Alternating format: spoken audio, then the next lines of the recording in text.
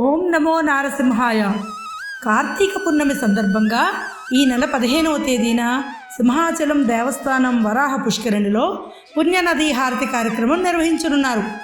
ప్రతి ఏటా ఈ వేడుక జరిపించడం ఆనవాయితీగా వస్తోంది. కొండదిగ వెంకటేశ్వర స్వామి వారి ఆలయం నుండి ఉత్సవమూర్తులను పుష్కరిణికి తోడుకొని వచ్చి ఉత్సవాన్ని నిర్వహిస్తారు.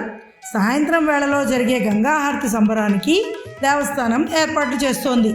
ప్రధాన అర్చకులు గొడవర్తి శ్రీనివాసాచార్యుల నేతృత్వంలో హారతి పాత్రలను సిద్ధం చేస్తున్నారు.